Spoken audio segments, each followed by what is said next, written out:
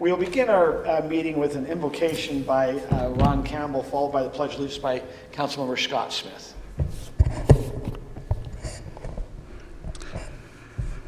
Our dear Father in heaven, we are very grateful, Father, for the opportunity we have to serve our community and to make decisions that we feel is in the best interest of the future of Highland.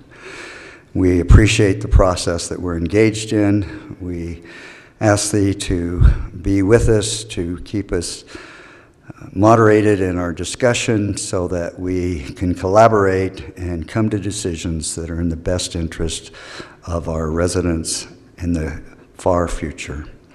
We pray for these things humbly and do so in the name of our Savior, Jesus Christ. Amen. Amen. Please rise.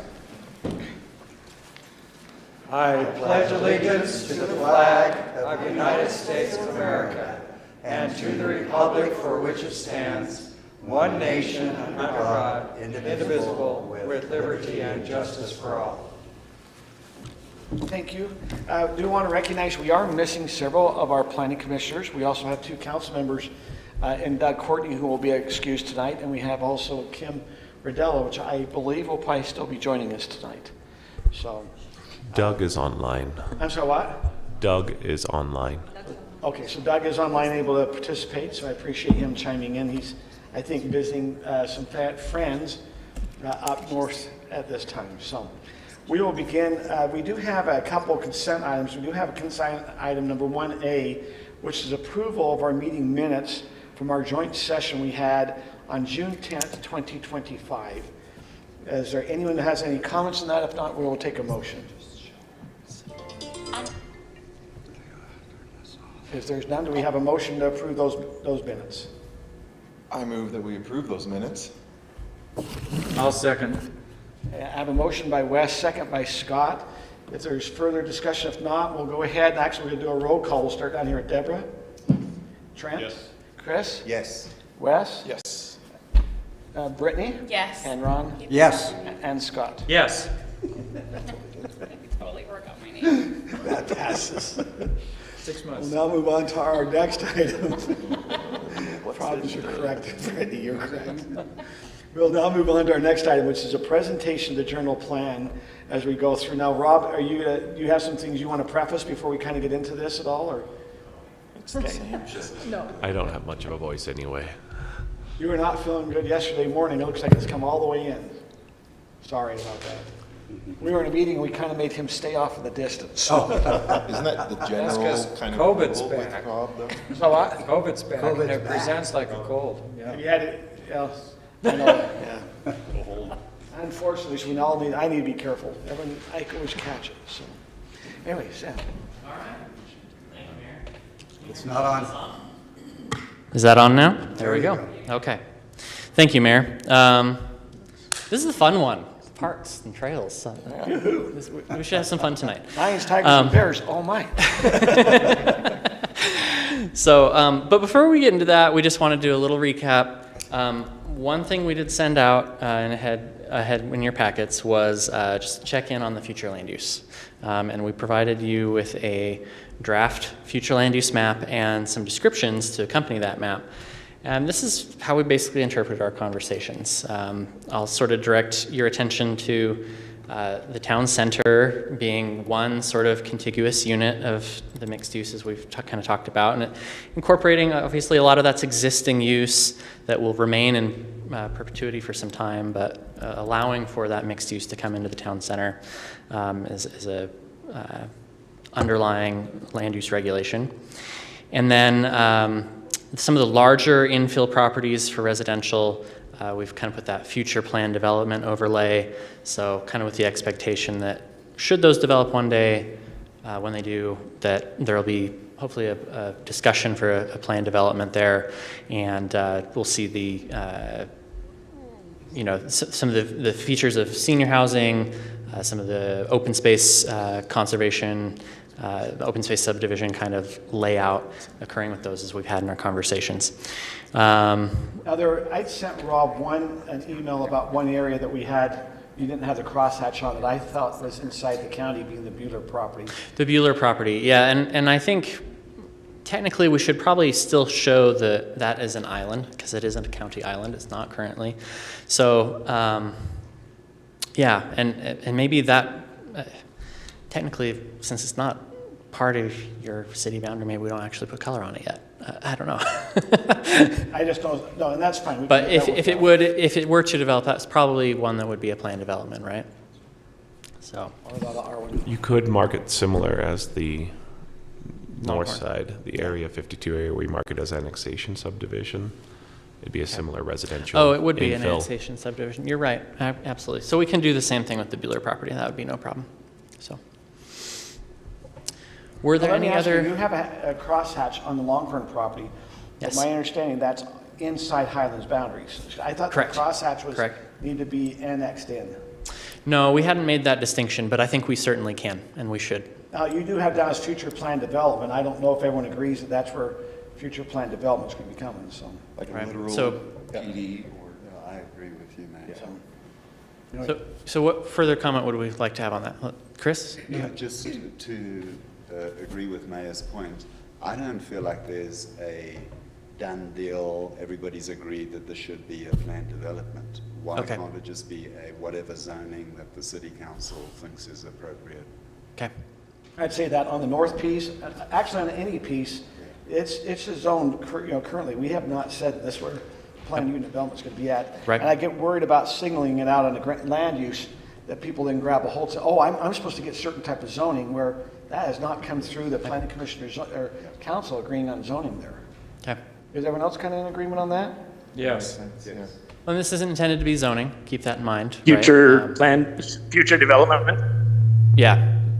If you're a developer, this is what you're looking at as getting a signal. It should guide you towards We something. better Yeah. be careful on our signal we're giving to them. Yeah. So would the preference of the group be that we just represent that as just future residential infill without the planned development overlay? Is that kind of the thought? Okay. I agree with that. Okay.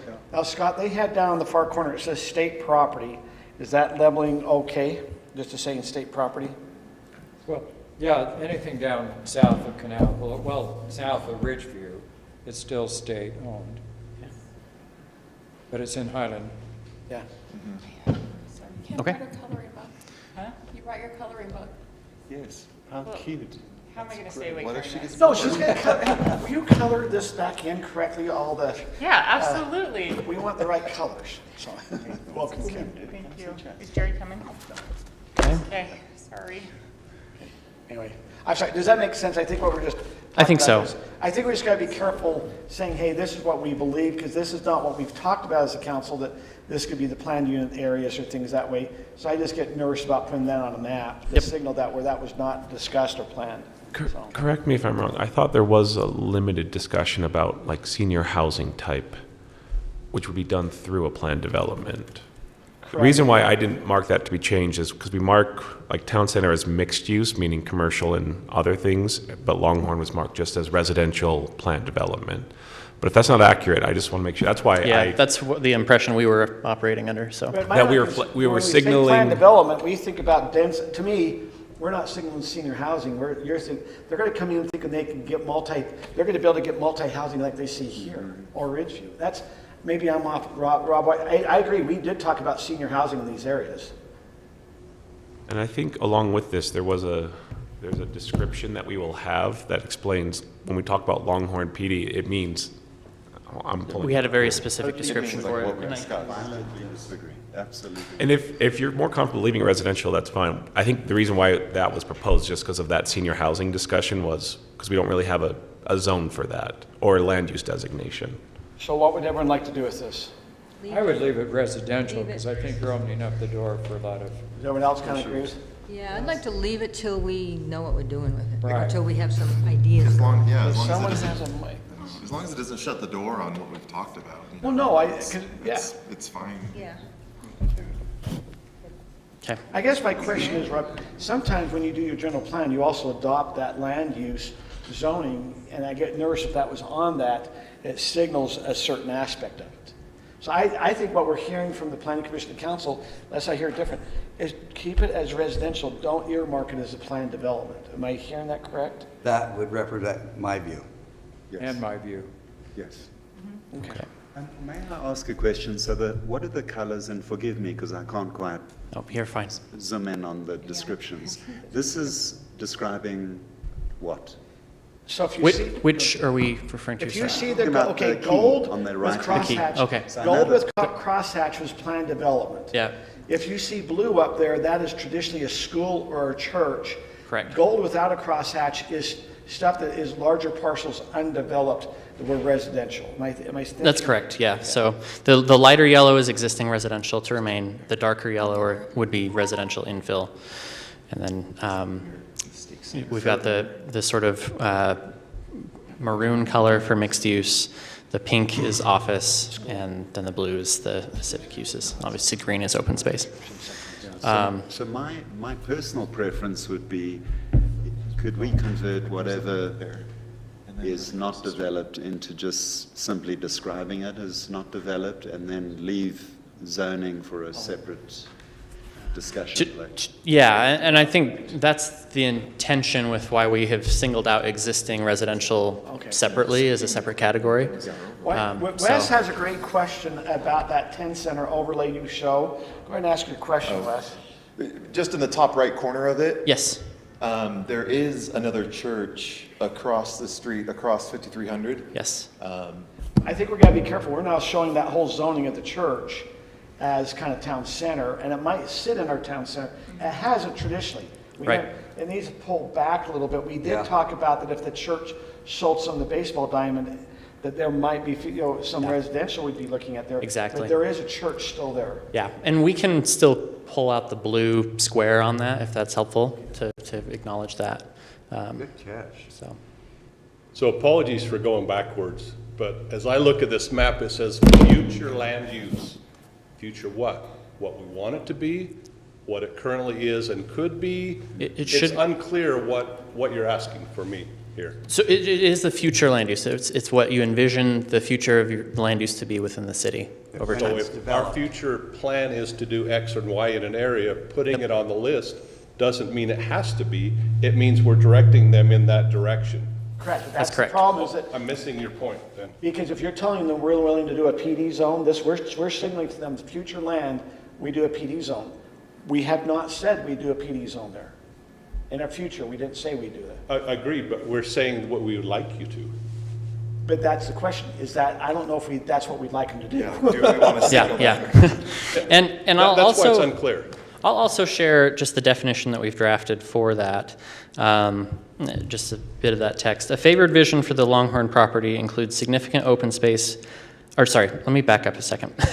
The overarching desire is to maintain the city's rural feel, large lot sizes, and abundant open spaces. A favored vision for the property includes significant open space buffering Bull River with large residential lots feathering into future low-density single-family homes. Thoughtfully designed senior housing could also be a good fit for the property. Any approach should actively maintain open spaces, protect scenic view sheds, and celebrate this area as Highland's most prominent gateway.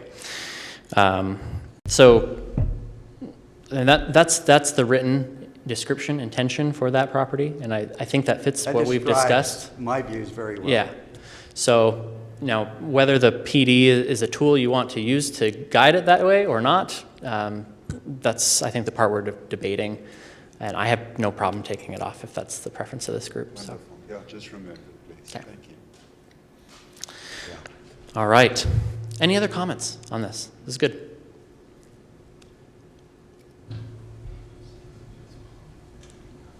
Okay.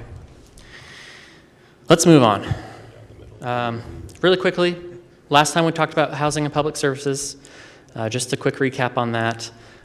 Regarding moderate income housing, we had discussed continuing to implement the current 3 MIH strategies and making continued progress towards that.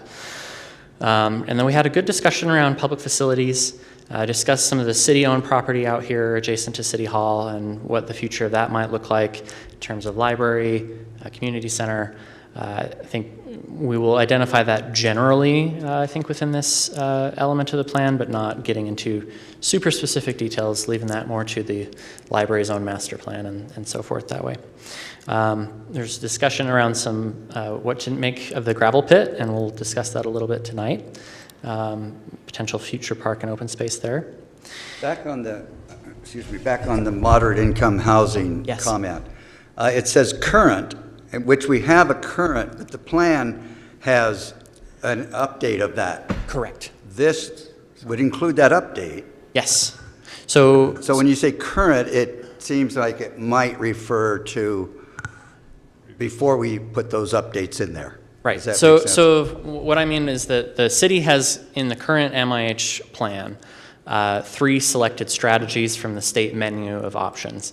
And we're keeping those 3 current strategies, but we have new action items to make continued progress Got towards it. them. Okay, I see. Yep. Got it. That's great. As we're talking about modern income housing, I had an interesting call with Steve Waldrop that's over the modern income housing in the state of Utah.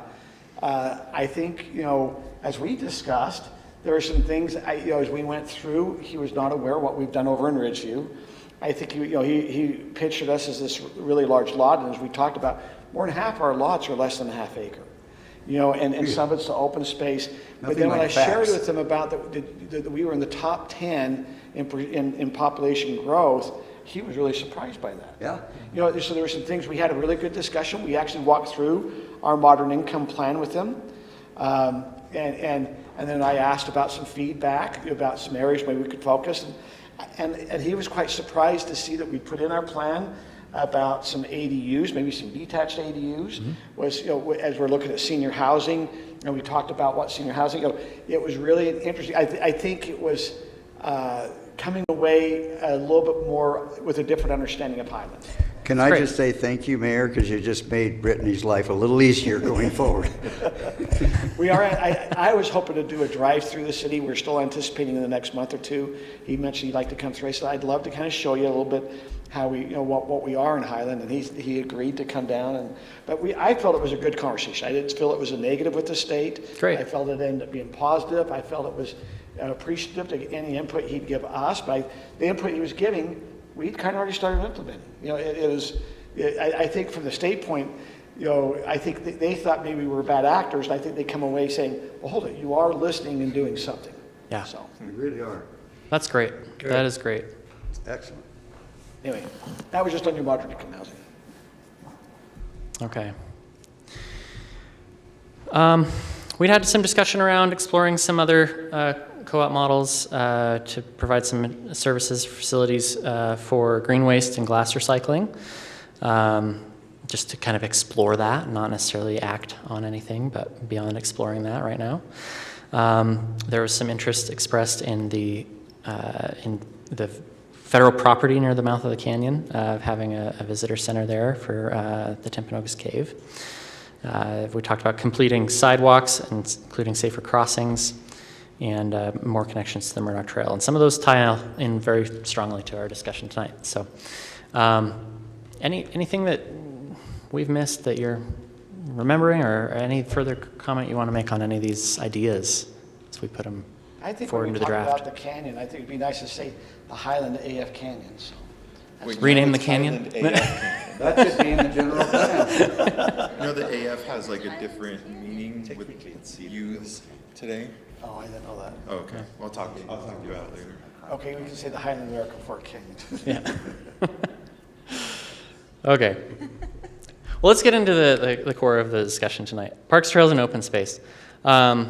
This is, basically the purpose of this chapter is to ensure that your park, trail, and open space system continues to meet the needs of your residents today and into the future, looking, at that 10-year and beyond horizon again, and should kind of serve as a guide for acquisition, development, and maintenance of your assets. So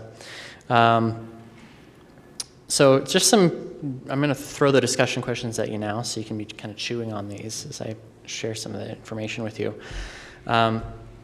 So first off, what is your vision for current and future parks? We'll have some discussions around level of service and some of the gaps that your community is facing today, and you'll have to decide, is that something you want to work towards or not? Also understanding that all that comes with additional maintenance. Are there any types of parks or specific amenities you think that the city needs to add or expand based on what you're hearing from your constituents?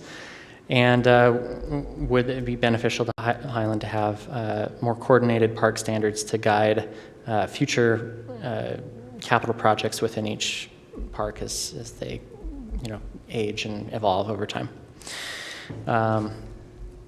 So just a few community insights from the survey that was shared. Overall, resident satisfaction, very high, and it went up over 2 years, so that's great. And I really have to say, well, we'll get into that in the next slide, but you're doing a great job with parks. That's a real strength of Highland. However, at the same time, the discussion on trail construction and ongoing maintenance, slightly less favorable. Not quite as supportive of, at least of, raising property tax to support that vision. So that's something that's kind of have to be figured out a little bit. Wait, I have a question on that. You bet. So was that not split out between increase to new trails and maintenance? Because I can see not wanting to support a property tax for anything new, but maintenance-wise, maybe that would be a little bit different. That's likely true, I think. It's very likely when folks answered this question, they were thinking about new construction. Yes. Yeah. Some other insights that came from the survey, obviously strong desire to preserve the large lot open space feel of the community, a preference for larger parks over the little small ones and having those well stocked with amenities. Top priority of maintaining and upgrading existing parks before building new ones. Residents want more trails, sidewalks, and better connections to community destinations, such as their parks or the town center, or getting between neighborhoods. Probably schools would be a part of that too, a community destination. That new parks should be placed in more populated areas to serve more people. And some of the amenity requests that came forward were swimming pool, bocce ball, pickleball courts, and the rec center idea. So, which I know is sensitive, but that's what we heard. Okay, so just to speak to parks first, we're going to segment that out. You've got 28 public parks in your portfolio, if you will, today. And there's also an additional 10 private or quasi-public parks within the city. So that's a fair number, actually, for a city your size. Can I ask a question? Yes. What's a quasi-public park? Meaning that it's open to the public, but it's not publicly owned. So, for instance, I would probably term the Ridgeview Park is something that just about anybody in the city could go visit, but it's technically a private owned facility. So it's like an HOA maintained park. It's not exclusive. The whole public could use right? it. Okay. Yeah.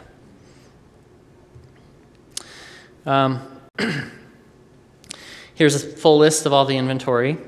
And what we've done is we've gone through and tried to classify the parks. I think they were classified in your previous general plan. We've tried to update that list and make sure that everything's classified according to a general definition. And we've grouped those into mini park, neighborhood park, community park, special use, and private. So those mini parks or pocket parks, as we sometimes call them, are typically less than 3 acres. So these are the small ones that often pop up with a development when it's constructed. And they tend to serve their local neighborhood very well within that quarter-mile walking distance radius. They usually have a small playground and open grass area, but probably usually not much more than that. So that's the list of those that we've classified in that category. And that total acreage is 25 acres, which is actually a significant amount of maintenance. So neighborhood parks, these range from 3 to 10 acres in size, and this is really the core of your park system with 57 total, almost 58 acres. These are the ones that serve the local neighborhoods in a much stronger way, having some additional amenities for both passive and active recreation. And then you have your 3 community parks, Highland Glen, Mitchell Hollow, and Highland Family Park, which taken together 45 acres there, and that includes the... Are you showing Highland Family Park as only 7.17? Developed. That's what we have on it. Yeah. 17 acres. We thought, now, Is do it you 17? include Parking lot? We can double check that. It's all developed now. It's all developed. All 17. developed? It'd be 17 acres. Okay, then our map data might be out of Oh, the date. 9, okay, there So- it is. You got the 9.8 7.9 and the plus 9.85 undeveloped. It's now all developed. Okay. As of August 1st, it's now open. It is all developed now. It's all Okay. developed and it's all open. Okay. Google Maps and Apple Maps both show it as undeveloped, but it's developed. As people Okay. start to walk in that, it'll kind of, Yeah. Right. Okay. That we will get that updated. Thank you for that but clarification. those are, like you talk about, those are some of our premier. Where did Heritage Park, because I thought Heritage Park was a little larger. Would you mind going back and see where Heritage falls in? Yeah, it should be a full, Oh, it's 6. not in there. 6.2? Interesting. Okay, I thought it was a little larger. Yeah. Okay. Okay. And obviously, these larger parks are, they're the powerhouse, serving not just your local community, but also probably having a bit of a regional draw, bringing in people for sporting events and things like that, or So, very hey, cool Rob, playgrounds.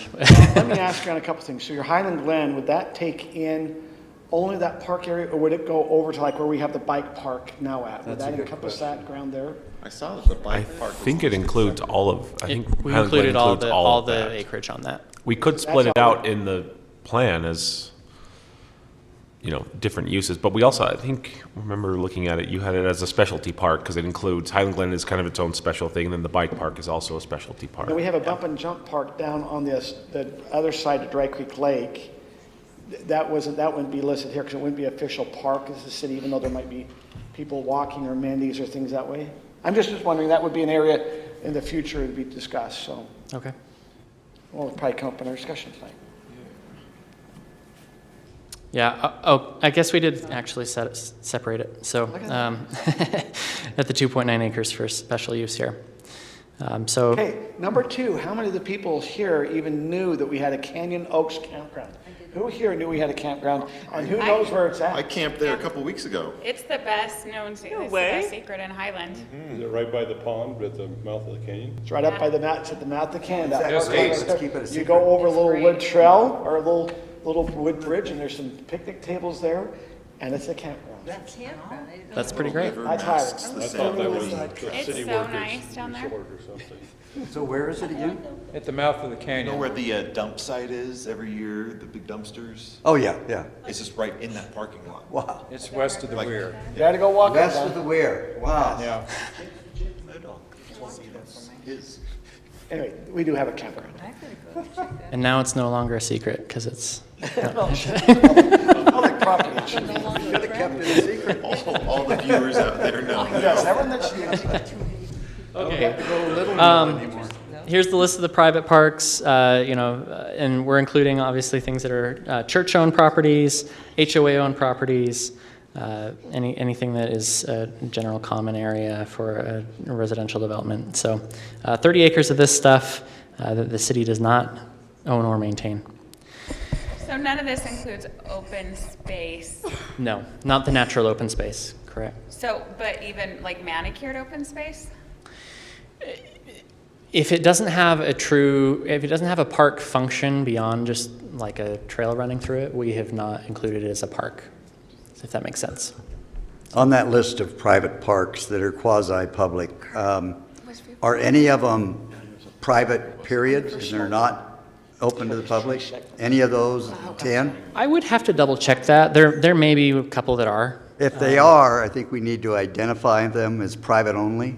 Yeah. Maybe like your parentheses. Hidden Oaks and Pheasant Hollow up there, you say common area. Those are HOAs, and those are private HOAs. Right. And then they probably need to say private. Okay.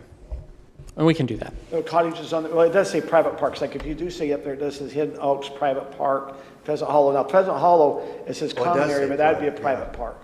Yeah. Okay. And I will mention that as we get into the level of service discussion, anything that's private, we do not typically count as towards the level of service, right? It's not something that's within your control, so therefore we're not including that in that calculation. So, Makes sense. but here's the overall summary: 25 parks, 129 acres, which we have applied towards the level of service, and you also have 436 acres of open space. Okay, now hold it, go back, because you Yep. said we had 28 parks, so you got 3 and then you got 3 communities. So we exclude the special use parks. Okay, okay. And that's intentional because they fulfill a singular special use that is Well, no, your 3 different community, than. if you would, you put those, okay, I just. Yeah, I was trying to think. So the level of service calculation, this is something that NRPA, the National Recreation and Parks Association, developed a number of years ago to help communities benchmark against one another in determining a level of service for their community. And that process that they established is a big part of why we exclude private parks, we exclude the special use parks and things like that.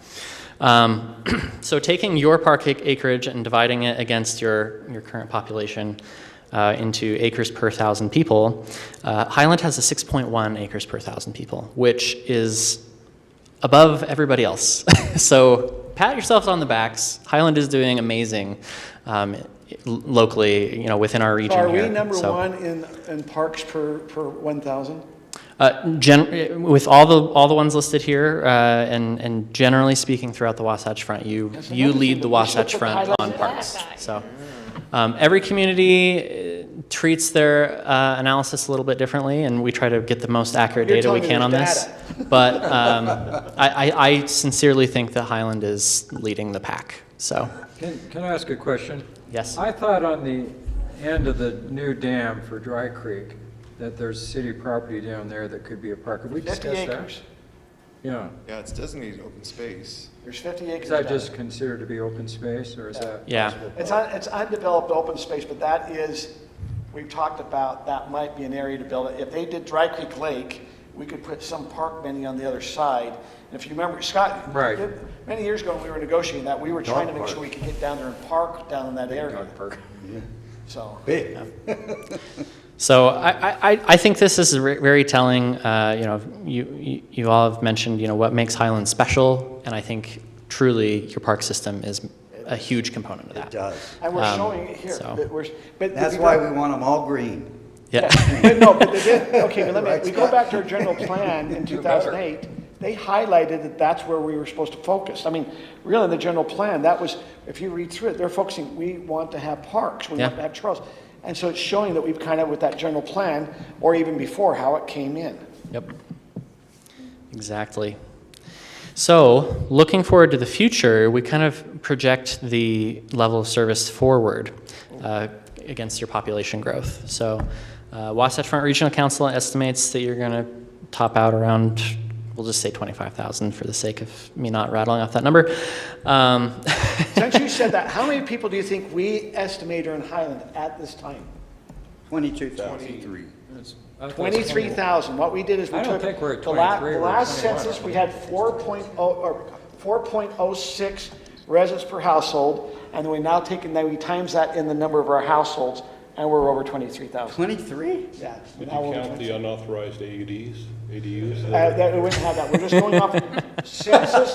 When the census was Census done, data, yeah. the census showed us at 4.06 individuals per household, and we're just taking that number and calculating that into the number of households in Highland, and we are now over 23,000. So as you come up and say 24,446, we almost could say, okay, for an extra 1,400, if we divide that by the four, that's how many more houses you're guesstimating we're going to get in Highland. So, Mayor, this is a surprise to me. I've never heard 23,000 before. When everything I look at is 21,000. That's because that's based off the census of the past. That's how the, Rob, do you remember how we were, it was just going off the household. We're just taking the census that's showing 4.06 residents per household times by the number of households we show they're inside Highland, and that's how we're getting the number. And then multiply, yeah, because it's 4.02 average, like, individuals per household. Wow. Anyway, I just thought it was interesting. And those are the numbers they use to calculate the representation for the new school district. They're the numbers from the Kempsey Gardner Institute. I'm sorry, I'm just giving No, some you're data. good. You're good.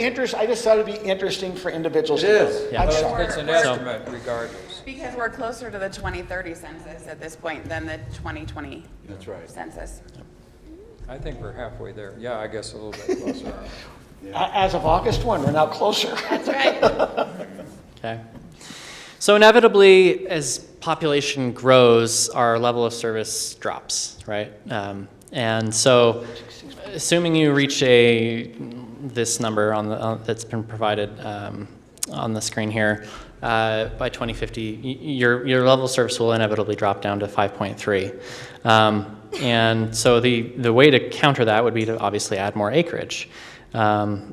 So if you wanted to maintain your current level of service of 6.1, you would need to add an additional 19 acres of developed parkland to the system.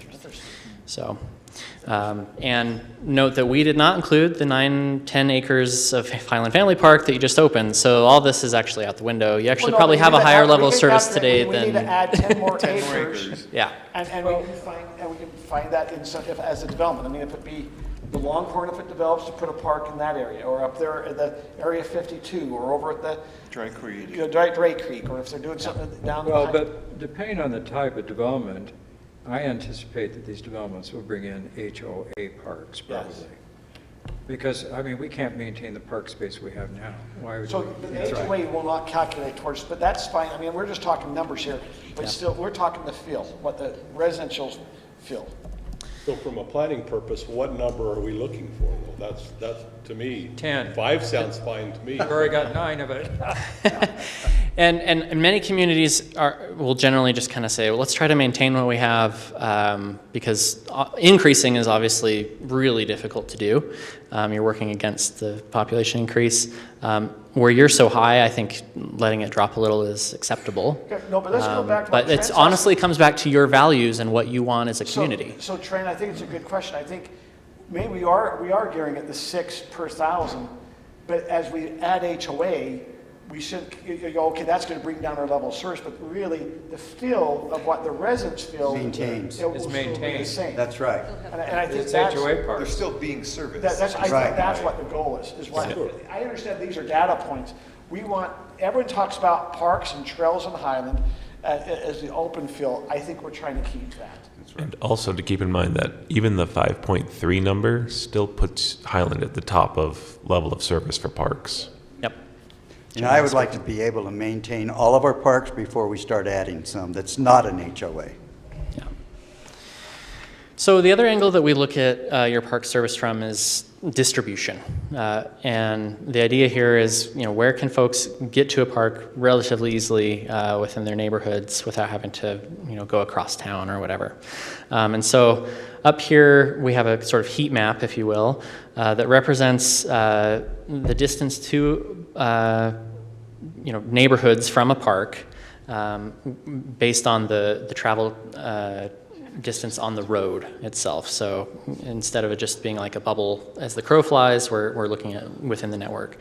And so we looked at things from a quarter mile, half mile, and 1 mile, and those are all overlaid on top of each other. So as you can see here, and just looking at only your public parks, there's sort of 2 evident gaps, both on the north side of the highway, of where there might be some benefit to adding some parkland there to serve those neighborhoods that are currently having to go a bit further out of their way to get to a park today. Now, were you saying, I'm sorry again?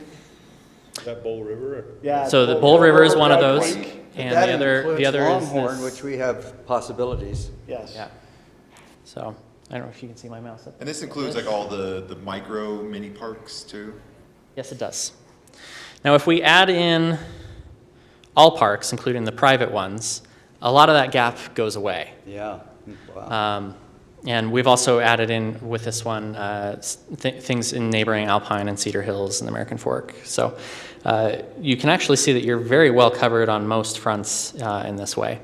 But as we've talked about, there are some potential future park opportunities in Longhorn, in the future annexation area, and potentially at the gravel pit. And those conveniently correspond with areas that are kind of missing parks today. So that's a kind of a discussion point is, what would you like to do if the answer is to, try and fill these gaps, maintain your level of service, let the HOAs handle it. That's kind of the policy directive that we're looking for from you tonight. Did you guys, speaking of these maps now, that'll go in the general plan, that'll go on our website. Yep. Did you guys do Pleasant Grove? We did. and those maps are horrible. The resolution is horrible. I don't know if that's Pleasant Grove's fault. So, and I will caution you that Pleasant Grove has not done a good job updating their website links to the current general plan. So the old general plan is still floating out there. That may be what I looked at, because yeah. I couldn't read it. I could not read it. If you Google Pleasant Grove general plan and click on the first link, it will take you to the old general plan. Okay. I'm sure that's what I did. Yeah. So I just want to make sure that as this goes online, that our staff, our city staff, and you guys make sure that that overlay into the website is pristine. It will be. Because that's what gets looked at by the residents. Yep, 100%. It's too densely populated. So we've heard a little bit of chatter on, I'm kind of getting HOAs. That seems to be the direction. Maintain what we have. Don't try to add too much more to the system. Is that kind of what we're feeling? Or do we have other opinions on that? Go ahead, Wes. I don't know if this is the right time to bring this up, but I think Highland could use a dog park. Yeah. Yeah. I thought that's what we were thinking about doing over there. That's what I'm hoping. Yeah. Just at the Now, east corner. So we have acquired property over across the way, which was a discussion for a dog park. And I do think in this area, there are a lot of dog walkers who do not have a lot of space for dogs. If you're here in this area at night, you will see people walking their dogs all over the place. So many people, yeah. And so we talked about putting a dog park across from UCCU. How many acres was that, Rob? Was it about 2 acres? But that's also, as we talk about a trail, that's an area we have a gap in our Murdoch Trail system to work to also put a trail in to actually connect our city center trail. Right. One of the challenges of not having dog parks in our city like we should is that our leash law is 6 feet maximum. So these 28-foot leashes that go out, that does not meet our code. That's a violation of our municipal code. So it's either maybe we look at those leash laws and adjust them a little bit so the dog has a little bit of movement, or put in dog parks, or actually both. So that was one suggestion. Are you asking about other suggestions of type of future use or parks we'd be looking for? Yeah, I mean, you've cited a few sites tonight.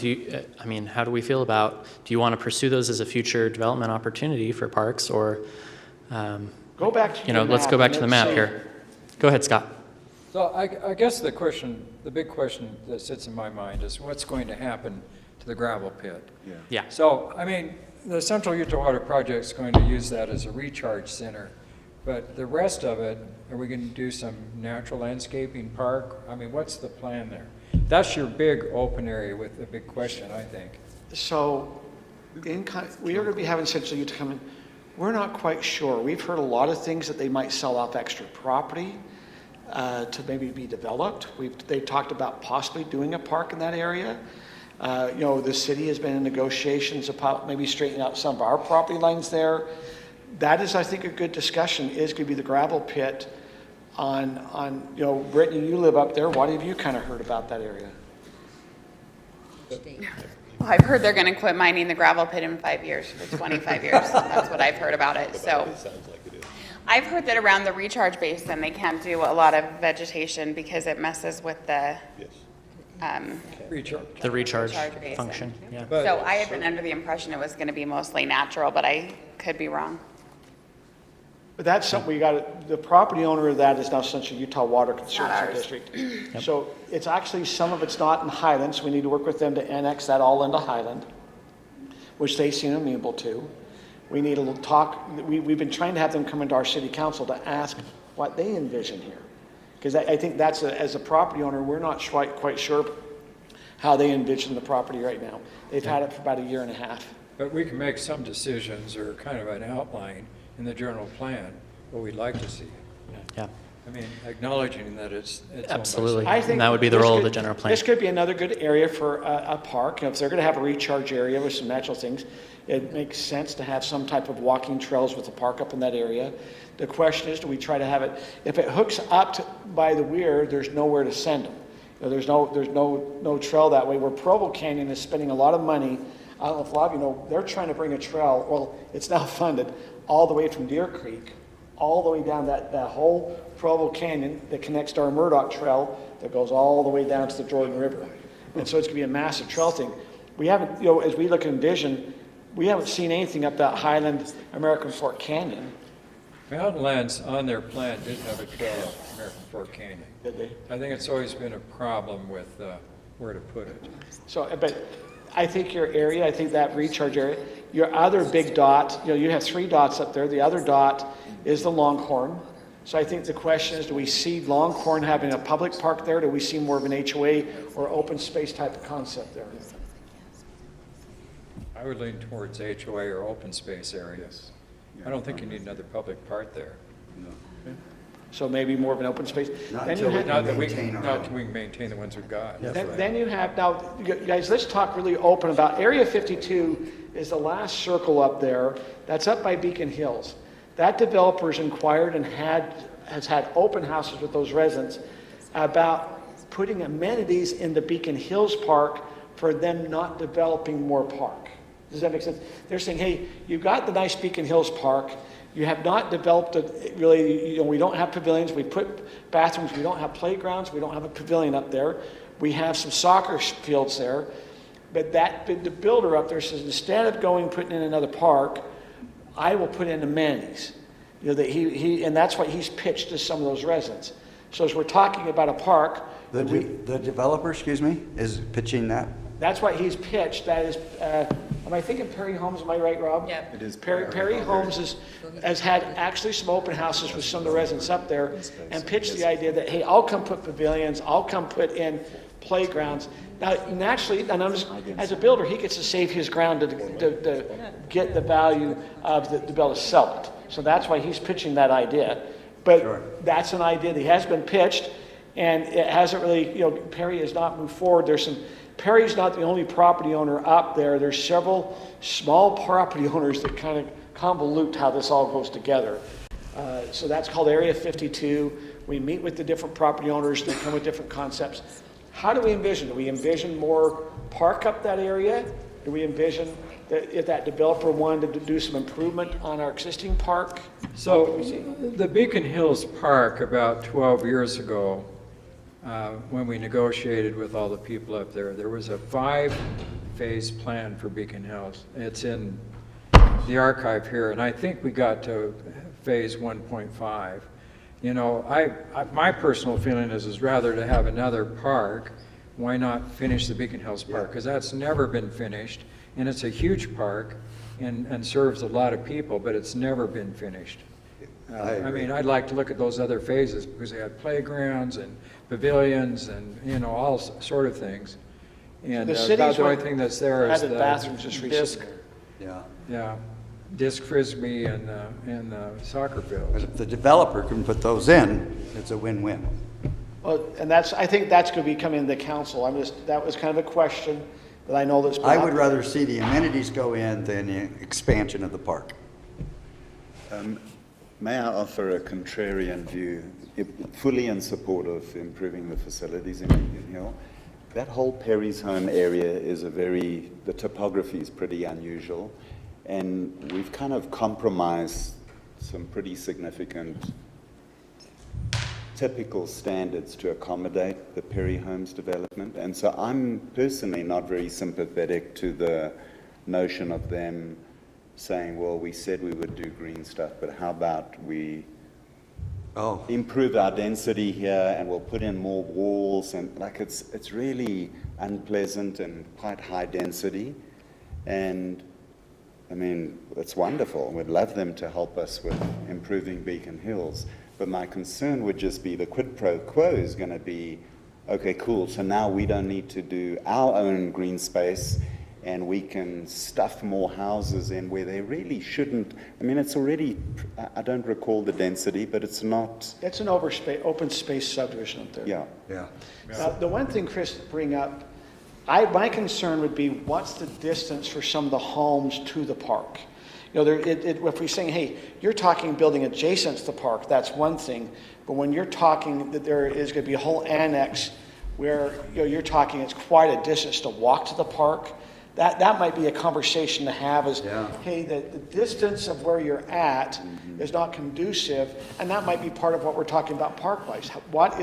How close do we want a person to be able to walk to be able to get a park? Yeah. Well, true, but I think maybe we're into semantics a little bit here, because We are. I'm not saying that they should give up or don't have to do their open space, because it's an open space overlay there, but I'm not sure they need to build another park right there. Yes. I mean, you could do open space and trails Right. and different things, but, you know, what I'm, in my head, I see them helping improve the big park that needs to be finished, but still have some open space and trails. I mean, I don't think we want super high density in there. Isn't that what you were thinking, Chris? Yes, exactly. You know, because you could then just accommodate some of those natural sluices and river washouts, or the topography is pretty unusual.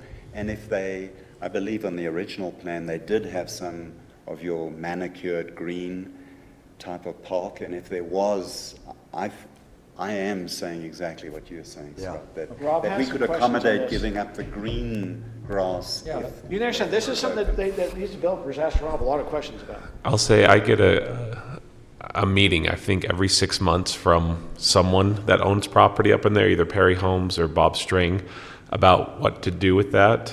And it's not really on the parks area, but I kind of relayed the previous conversation, but it sounds like we're going maybe a slightly different direction, that maybe we are welcoming the amenities in Beacon Hills Park, but they still have to connect. My thought would be maybe they now have to do a trail system through this development that lets all those new residents actually connect into that park.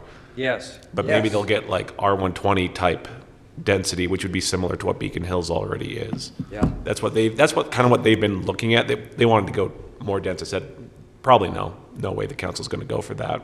No. We But they actually- said, what's your most dense? I said, R120, which is Who was the comparable to council- Beacon There were Hills. some council members that met, I thought, with us at one time with them. With Terry? Yeah, was it? Yeah, me. Oh, was it me and you? And we kind of mentioned this would be a good area for seniors. I think this is the, Yeah.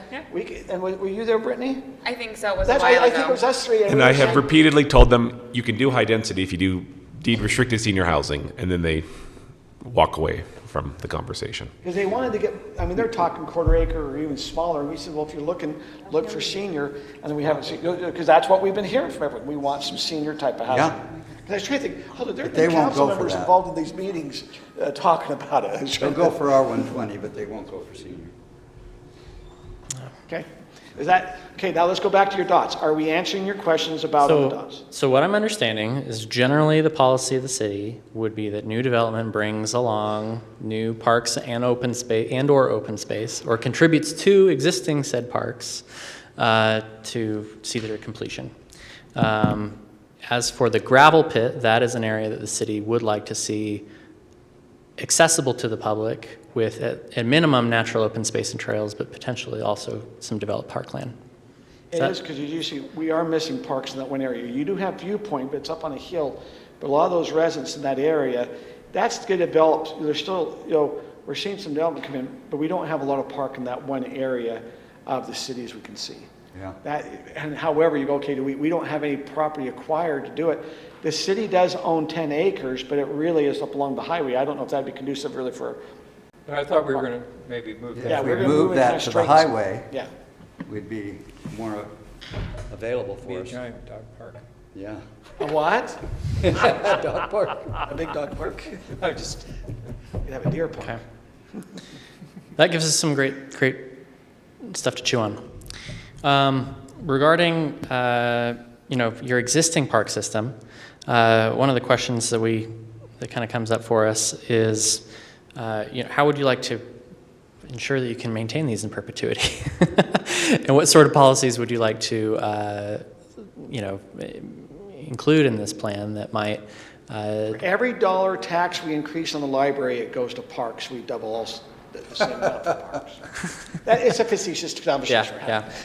So, He's trying to push I was buttons. about to is the current feeling that the current system is too much? Are there certain parks that the city would like to divest themselves of? That's a whole nother avenue you could go down.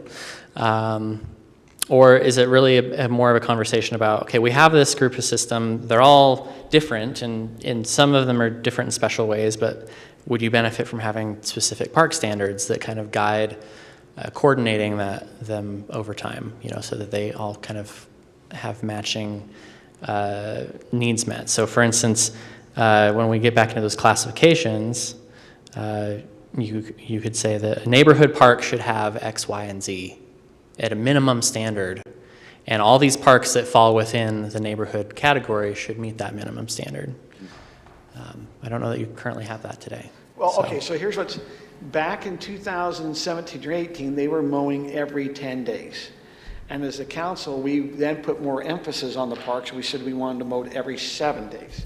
And so we made sure the funding was in place to be able to do such. We've added more park staff. I think your question is there still an appetite to keep funding that type of level of service? Yeah, that would be one component. Are we doing okay with that level of service, which would be questionable because we've had some dry spots? So, I'd love input from all. How's the level of service? We recognize, we have to look at long-term, look over the last several years. How's the park maintenance? Are we have too much ground? I mean, we do have a lot of park. Are we doing okay? Is it an issue the council wants to put more money towards? Do you feel like the level of service we're providing is okay? And that's going to be a question budgetary-wise too. Yeah. Where's everyone at? Where I'm at is this. I don't think we need to add more parkland. I think we need to maintain what we have better. But we may have to set priorities on which ones we maintain the best, because we also have this deal where we're bumping up against water shortages. So, since our discussion 6 weeks ago, I think the parks and the parkways, everything looks much better, but we're also running out of water, which is always this issue we go through every year. So I went down the Highland Glen Park during the flaying because my grandson wanted to go check out the Ninja Court. And they've been back 2 or 3 times. They love it, by the way, Kim. She didn't hear me. Did you hear that? My grandson loves the Ninja Court. Okay, but at the same time, I thought the park looked luscious. It was gorgeous. It really looks nice, and you live there, and so it looks good, right?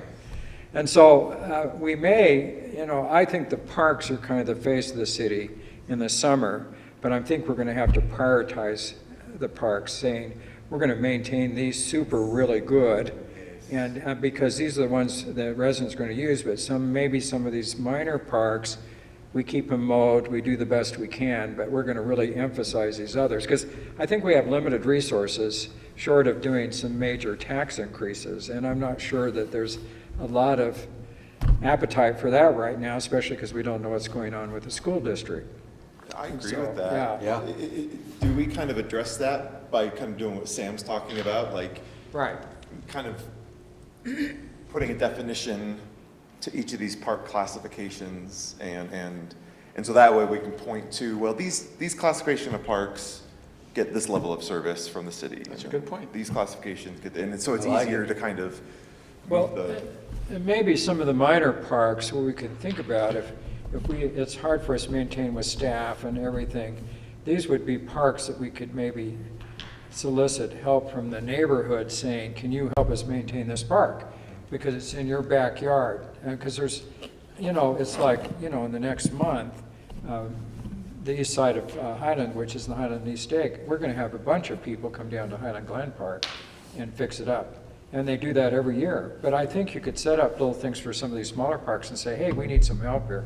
I just think there's lots of options. I mean, we always talk about volunteerism, but there is quite a bit of volunteerism here in the city. I think what Scott, I think if someone said, I think your Highland, and we're going to talk about some geographic things. Your Highland East Stake has the Highland Glen Park. They've kind of taken ownership, and each year have done major service there. Every year. Last year we saw, and I'm sorry I'm using geographics as an LDS thing, but the LDS South Stake, they took ownership of the Mitchell Hollow Park. They came and put bark and really trimmed some trees there, and they took ownership of the Wimbledon Park. They went in, and that's where they did they decided to do 2 major projects in parks in their stake area. I think if we would go out, and it doesn't inhibit that you have to be LDS to participate in this, but if we go and say, we have these certain parks in the geographic areas, we'd really like to have you guys see if you can help us serve. Because I do think, the other thing is it's happening in the city, is a lot of our open space parks, which we have 18 of, they would have to build or put a playground in. Well, they're now coming on 20 years old. Some are going to be, and now we're having to replace. That will be a decision. Was that the best place served to put a playground? You know, because it might be, hey, instead of spending, not replacing a playground that's in a small park, you know, because I can think of 2 or 3 that going, I don't think a lot of people ever use the playground, and don't go spend $100,000 to replace that. But I think what Wes, you brought up, is this the correct place we want to talk about classifications of level of service? Right Yeah, now? I mean, that's kind of the intention, right? And I think what I'm kind of hearing from you is that, yeah, there is an interest in trying to create a hierarchy of service for the different park classifications. You know, many parks or pocket parks are inherently high maintenance.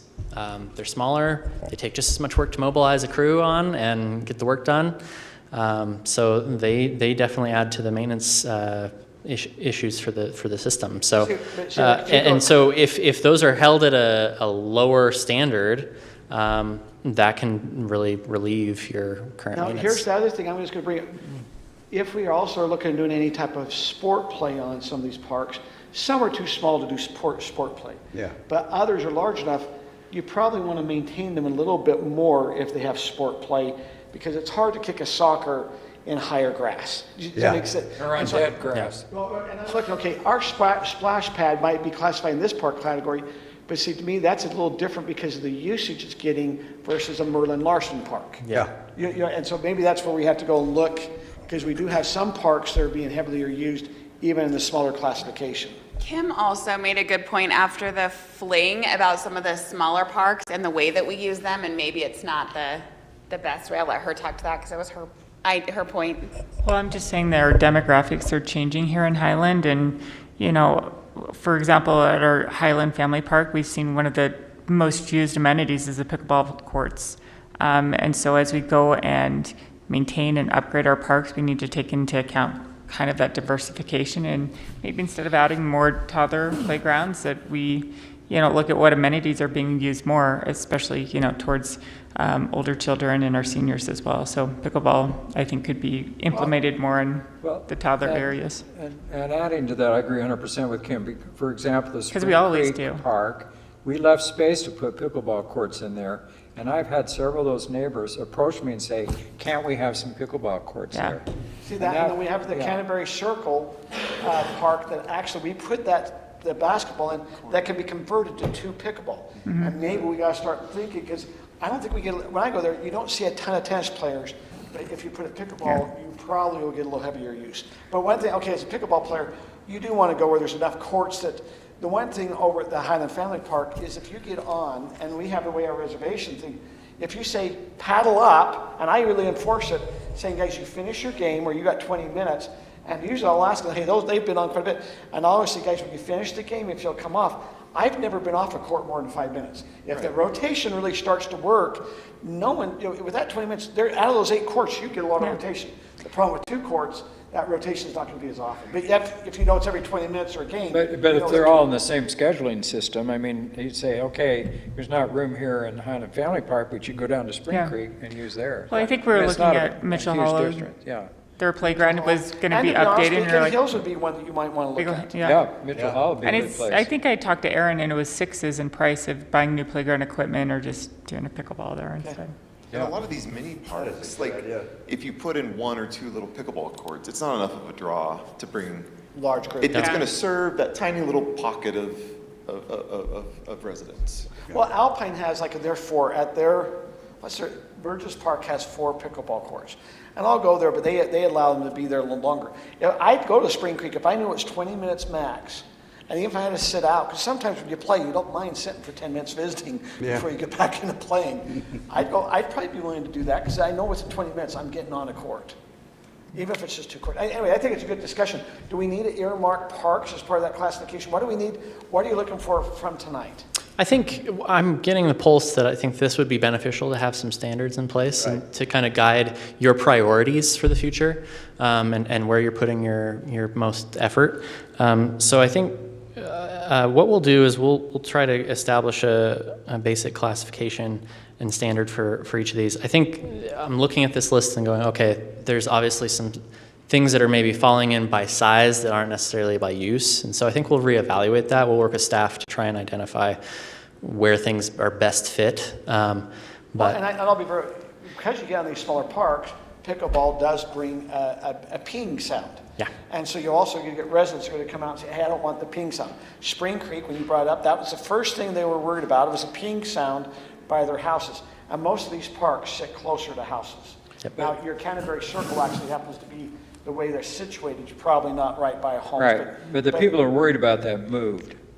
Out of that area. The ones that want that are across the street, so. Well, I'm always talking to those residents by the Highland Family Park in my area and even across the way, asking them, hey, so how's the sound been?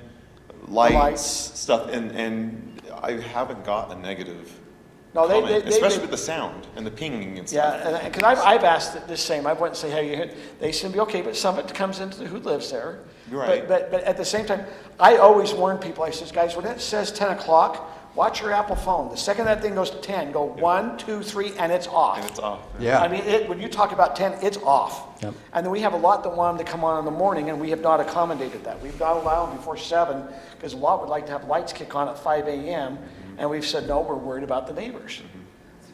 But that's so. Okay, you're going to move on to trails? I'm going to move on to trails. I think Please. we've got what we need on this. So, all right. Let's answer the questions again. What's Highland's vision for current and future trails? Where would the city like to focus providing connections to and from? Some different portions of this, completion of missing segments, improving the roadway network, or expansion of recreational routes. So we've done our best to do mapping on the trail system. Aubrey's put a fair amount of effort into this, and I will say it's difficult because we've been working with multiple data sets, and they're not always current. So if we're missing something, I've got a paper map here. Come talk to me after the meeting. Let's get it down on the paper. But as you'll see up here, we've basically assigned sort of 3 classification levels. We have our regional trails, which the Murdoch Canal and the Highland Glen Trail are kind of primarily serving that role of connecting not just across the community, but to the greater region.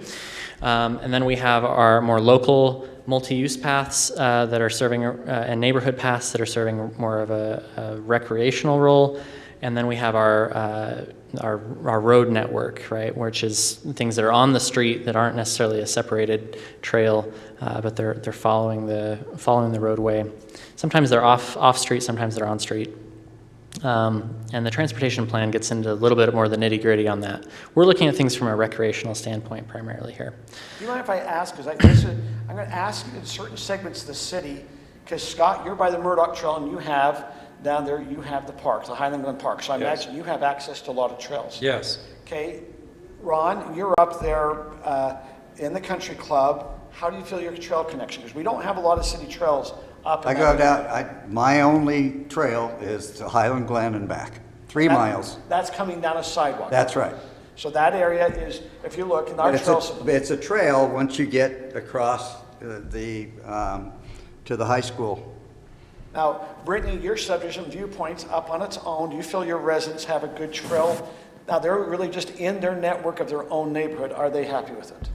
I mean, I think you always want more, but you can also, I don't know if there's an official trail connection, but you can take it back behind the mountain there in the northeast corner, and there's actually like I don't know if it's an official trail, but you can walk into Alpine. I don't, because I'm scared of snakes. Is but it you this green dash that I'm kind of No, it's even further Now, east. 4800 West. If you Yeah, I lived can't see that So far. let me ask you, if you lived along 4800 West going up into Alpine, where are they going to connect trails? Yeah, up there. Now, we are putting, I'm going to say, that road connection, which you're going to hear them coming in, we're doing an interlocal agreement on, I think Tuesday, is that? You'll see that we are putting that 10-foot trail down 4800 that should get them all the way down to the Murdoch Trail. So that we are looking at that 4800 West area. As we kind of come down, Wes, how do you feel? You have the New Mountain Ridge Park, or the Highland Family Park.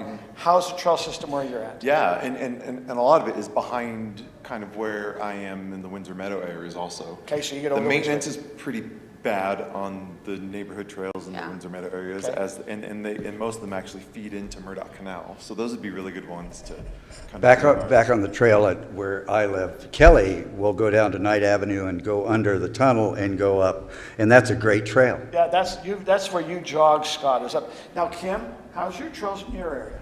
I mean, they're decent. The trails are amazing. The maintenance needs work. I know, but I'm just saying, you actually, I think, are probably one of the most connected with the way, because you're right by the Murdoch Trail. You have the Mitchell Hollow you can go off. You can kind of go off in a lot of different directions. Yeah, it's the main reason why we live in our area. It's interesting, and that she's a runner. Okay, Chris, I actually worry about you. Tell me about your trails. So a little different perspective, the roads make it difficult given the lack of sidewalk, and that's why we're paying to just sidewalk our... So there's going to be a sidewalk in front of your fence? Correct. Okay. But 6000 West is a luge run, and it gets heavy traffic from all of the mountain bikers that go up and use Hog Hollow, all the Draper trails. And so there really isn't a practical way. One of the concerns, but we'll address concerns later because this gift seems to always keep on cropping up. We'll get to something that I want to talk about later.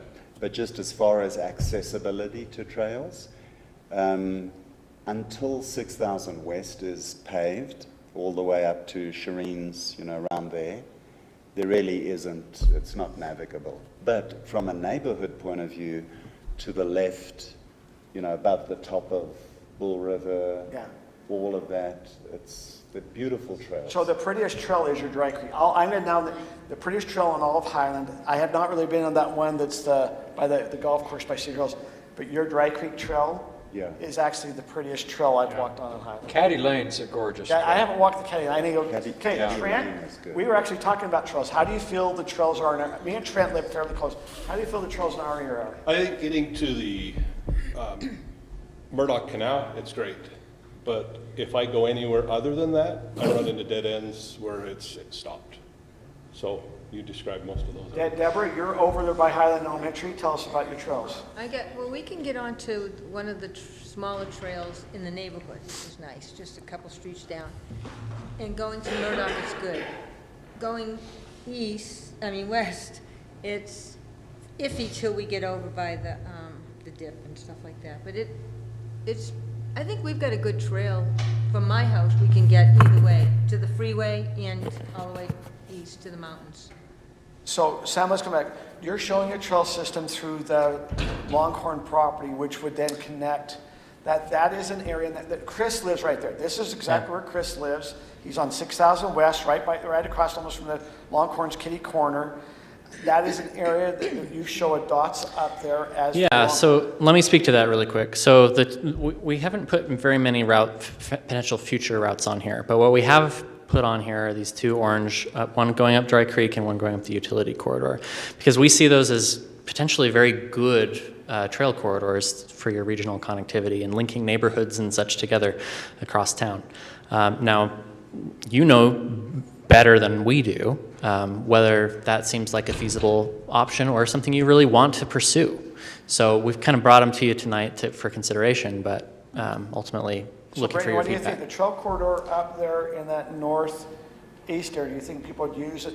There's a natural power line. They could what you're talking about is walking underneath the power line and be able to go all the way up to that Beacon Hills area. Do you feel people would use that? Yeah, I think people would use it. Is the plan to go, what's the plan over 92? Like I heard at one point it was to go under. I think it would have to go under, likely, similar to what Murdoch has been doing. So probably won't happen for, And it's the hardest part, right, is getting that crossing. Is it a planned trail up where he was pointing, kind of along that line at the top? Rob, is it planned already? Oh, up here, these planned trails? Up in where you were pointing earlier by my neighborhood by Alpine, Oh, up in the top. sorry. Yeah, that right Yep. there. So I've got existing neighborhood trails up here, but I don't have anything Planned called into as planned. Alpine? Yeah, no. I had heard that was planned, the Bonneville Shoreline Trail up there. Yeah, okay. All the way. There is a Bonneville Shoreline Trail that's been working on, Mike Candy's been working on it, Senator Mike Candy, and there's some, and also John Curtis. they talked about that Bonneville Shoreline Trail. Is anyone else? The problem is Alpine's been doing it. I'm not sure. I think it's supposed to just be up by our water tower there in Viewpoint. Is that correct? Is that where the Bonneville's at, Brittany? I thought it went, Kim We would, almost sold the property of the Bonneville Shoreline Trail, which is right by the Hawks Hollow area. yeah. Yeah, that's right. Where's it at? So, But then it comes east, Oh, right? you're talking Yeah, about her it's gotta subdivision come though, right? yeah, Yeah, then it comes way far east. yeah, way far east from there. Because there is supposed to be a Bonneville Shoreline Trail coming all the way from Salt Lake. I mean, so we're trying to, we got to be sensitive about that. And I don't know if it goes up by the water tower or if it just connects her into Alpine and then takes the trails that we had already built through the neighborhood. That would be something we want to incorporate in, is the Bonneville Shoreline Trail, I think. It just seems like it's a major statewide connectivity piece. It is. It is a key feature. So we'll make sure that's putting one along represented. Is there money to be had if you piggyback the north side of SR 92? So Dry Creek, if you've been down there, actually there's a trail all around Dry Creek. It's actually really pretty. Have you been on it, Trent? It says no trespassing, so I wouldn't recommend it. That eastern side, man. It's good not really luck. intuitive, like how to get onto it, where the trailhead is. I will tell you, if you were on a But it's mountain great. bike and walking there, I kept going, what's the liability? If you're on a mountain bike, there's no way on some of those hills you're going to stop coming down if there's someone walking there. That's what you're talking about, Chris. When I was there with Larry Mendenhall, and I was going, Larry, this isn't, and I've walked it, and I've actually done it in a four-wheeler, and we were not side by side with Lehigh. I was with Lehigh City doing side by side. Whoa. And I was going, oh, and I remember I had to switch, to be honest, with one of the Lehigh council members, I had to switch space. They were in the front, and they were just so nervous being in the front. I said, I'll sit in the front. That's the first time I met Heather. Yeah, I figured. Yeah, if you can't go with the running stroller. Anyway, okay, So- where else do you show? Can I ask, so, my eyesight, looking at this map and that, how about the new trail that we just got approved and got funding from MAG that goes from Mitchell Hollow all the way down to 9600 and towards the equestrian park? think We you're haven't talked showing about that, that. right? Are you We showing have that on there as future, yes. It's going, Well, it's it's going been in. funded, it's being built right now. We can represent it as existing if you'd like. Yeah, That'd I'd be probably fine. put It's not existing. We haven't put the asphalt down, and it only goes to 9600 north. But it's almost existing to Yes. 9600. By the time this is published, it'll be existing or close to The it. other trail that we're showing on here, I call it the Mendenhall Trail, the Westfield Mendenhall Trail. It's up by your house, that every resident's wondered if it's really coming. Anytime we show it on a map, they come and question about what we're doing. It's your subdivision a little bit above you that it's supposed to go by. But I call it the Mendenhall Westfield Trail coming out of Alpine. So it's, and you can see the little dots coming down. And we'll go right north, kind of where Chris lives. Well, Right there. Is it here? No, it's the dotted line, go down, the red dotted line right there. Here, this. That is the question we've never, is that already in our trail plan, Rob? What does it connect to? no. On our what? Is this currently on our trail plan, that Let me little- double check that. I think it was, because we've had residents come and ask about Yeah, it. so there was a big storm in a teacup about it because it's all private property. And so if you wanted to do it, the Howdens, the rattle off the list of neighbors will be here with pitchforks and all that. I But from a remember that practical- now. That was the pitchfork meeting, and I think you guys brought torches too. But I mean, if I was to pretend to be impartial, which I'm not, 100 years ago, if there was land bought and deeded, it actually would be an awesome idea to have like a Bronx River Parkway going all the way from Alpine down to Utah Lake. But unfortunately, our largesse stops at Dry Creek, and at least, we've only lived here for 30 years, but at least every 2 or 3 years, the same proposal just keeps on popping up again. And I'm puzzled how, despite a change in city staff and a change in city council folks, how the same concept, I guess somebody just It's keeps in the it general plan. If it's in the general plan, that's why it keeps popping up. No, it actually isn't in our general plan, but what has happened, and part of our sort of formal complaint on the record, was despite it being removed from the general plan, staff have probably accidentally just left it in there. And if you look at our most recent ATP, the one that we did 3 or 4 years ago, the same thing has happened. We had a whole storm in a teacup at a city meeting. The city council said, no, we're not doing it. City staff, please remove it from the documents. Guess what? Go look at it today. It's still there. It's in there. And it's Trail 4A, and it's highlighted as this main thoroughfare. And so from an impartial point of view, it probably would be brilliant to have it go all the way down, under the bridge, around. From a practical point of view, though, the city would have to do legal eminent Major domain uphill stuff. battle. Yeah, Yeah. in order. And I realized, Rob and I chatted about this, at least unless, Supreme Court and legislature change their mind, given that Mapleton decision, we just can't. So to me, it's a bit silly. It will just terminate where it enters Highland, at the bottom southwest corner of the Mendenhall property. So does everyone understand the area we're talking about? Yes. So Sam, how did you get that, how did you find that dash to put in? I think we probably did pick it up from some other plan, but also seeing it as a creek corridor, we tend to see those as trail What opportunities. is Alpine, so one of the questions, what is Alpine showing on the other half? Are they showing a trail? Yes. They do have a trail. That might But it be- stops there. But it stops here, at the utility corridor. Yeah. So, and yeah, I think if this group feels this is not a corridor to pursue, this is the time to figure that out. Okay, you look at it, and I understand as you look, there's an area that's not having a trail at all, and I recognize we're probably, here's what Chris, and I remember, Chris, the city doesn't own any access there. Does that make sense? And so we can have on the map, we can't do eminent domain as right now based off the state legislators, and like Chris said, that can change with state legislators. The only concern is you see we don't have a lot of trail connectivity. Alpine right now is going to go up to their Burgess Parks, they're going to go up to their Lambert Park. That's where all their trails they keep going up to. They really don't come down into the Highland Trails area. Yeah. That's why they really advocated for the 4800 West, is to try to get something to get to Murdoch Trail. I don't know, if we do put a trail system, if they haven't pointed at us, what do you want to do here, guys? I mean, is it when I say guys, I'm meaning gals, guys, everything. So. Well, it seems like there's not a whole lot of things we can do since you can't do eminent domain, and this is private property, so it's a kind of a mute point here. And we have the same exact problem with Foxwood going down to Dry Creek. It's not going to happen without eminent domain. Just take it out. Yeah. So shall we take it off for now? Is that the kind of consensus? Yes, I think it should come, I think we need to leave it alone. It's not, off.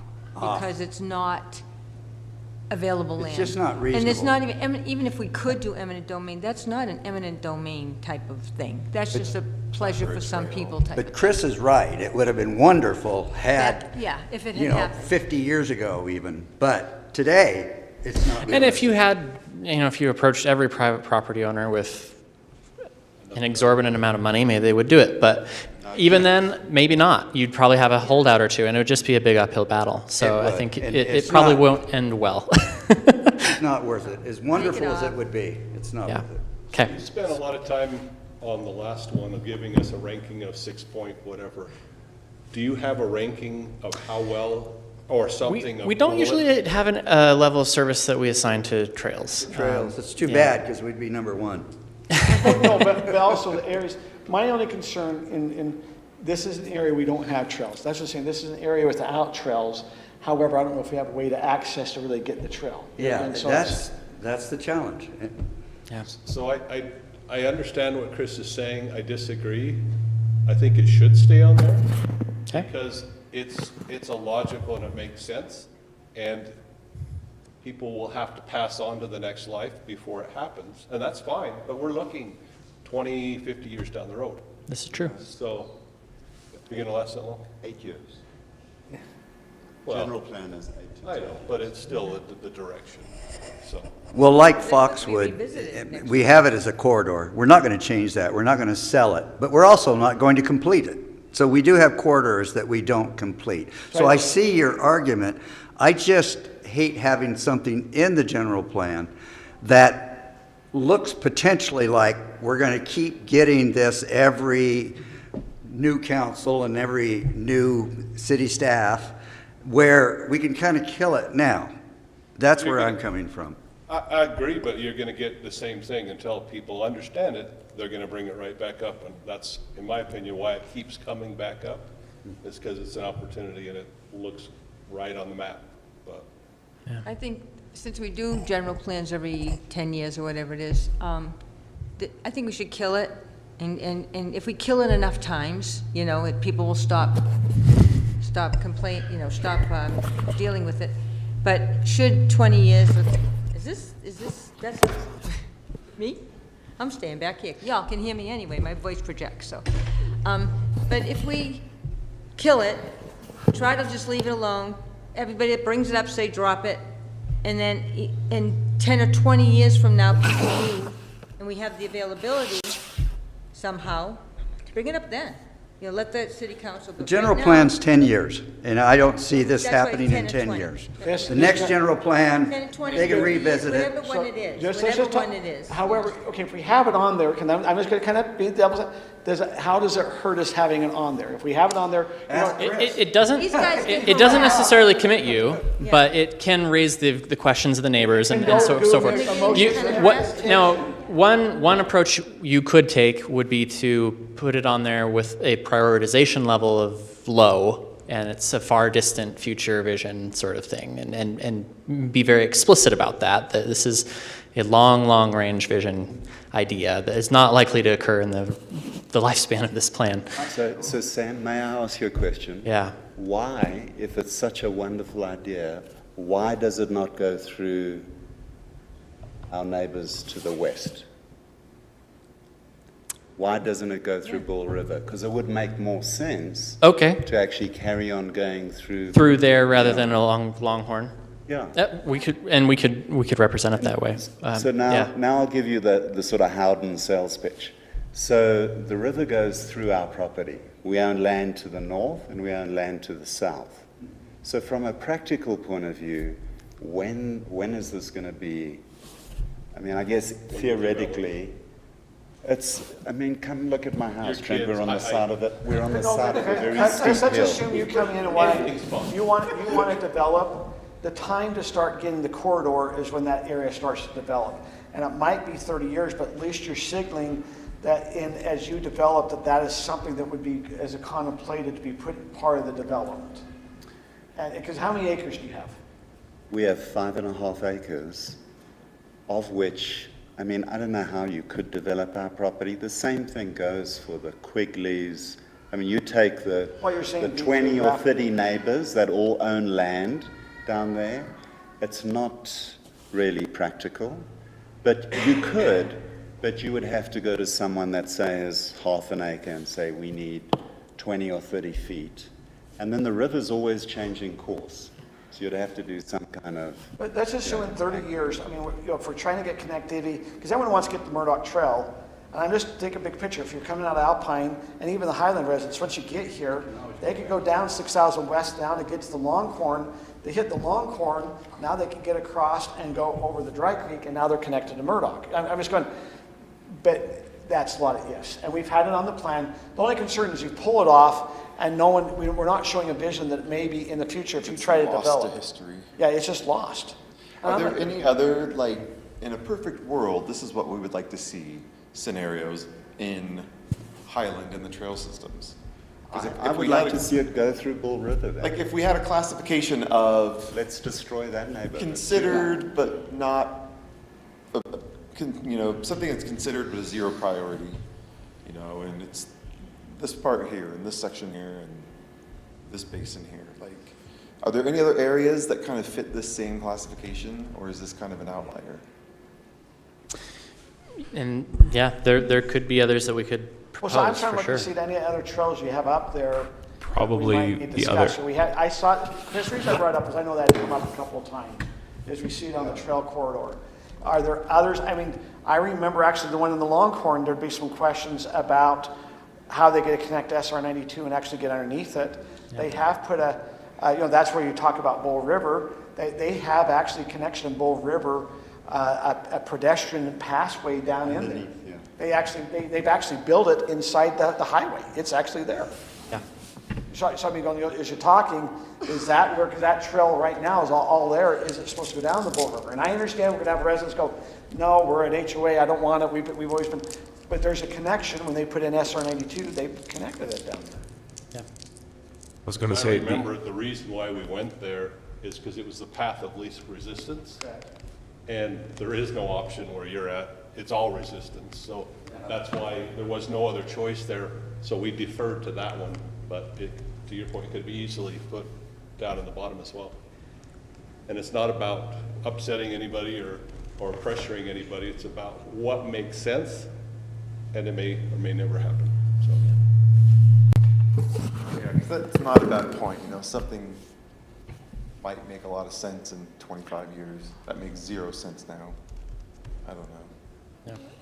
So let me just kind of throw in here. I mean, I think you could have a category saying a potential trail corridor, but I think we have to respect property rights of our citizens and the HOAs. And when we have talked, I was on the council when we had the Tempest in the Teapot about this before.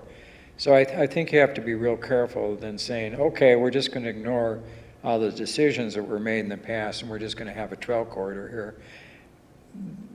That's, I think, a little bit, I don't know, just a little bit too much authoritarian to me. I'm not saying that word right, but anyhow, I just think you could maybe put potential, but I really think if you put it on the general plan as a trail corridor, it's going to do nothing but cause resistance. And people will see that different than what it's meant to be. So I think we just have to be really careful and respect property rights and what's been discussed in the past. I agree with Scott. Yeah, I agree with that. Like somehow 100%. keeping it a part of the history, the record of. Sure. I mean, it could be a potential, but you'd have to have a change of. Yeah, So what do you do on the general plan? What are you recommending on the general plan? Having it shown Something on that's it or like not shown? Either a low priority or the way he worded it. Or just a potential corridor, but really low priority, because if you put it in the general plan, this is a trail corridor, and people have already said, we don't want it there, I mean, to me, that's problematic, because there will be people that look at these general plans. So do you put it as a different color, as a different? We can do that, and we can even simplify the alignment to just be more conceptual. It doesn't have to follow any particular. Now, it could be a conceptual idea. Yeah. Yeah, that's a good term. Can you make the line about 12 inches wide? Yeah. Blanket the whole Yeah. area? I appreciate what you said, Scott, and I apologize if that was the what you received of what I said, because my thought was all of it's just conceptual. And I'm looking for when someone else moves away, the new purchaser can look at it and think, oh, the city has some plans here. I might consider that into my plans. Sure, and that makes sense. Not force anyone to do anything. Yeah, but I think it has to be kind of a concept or potential, but not, hey, we're going to put this here. Correct, well, I agree. Yeah.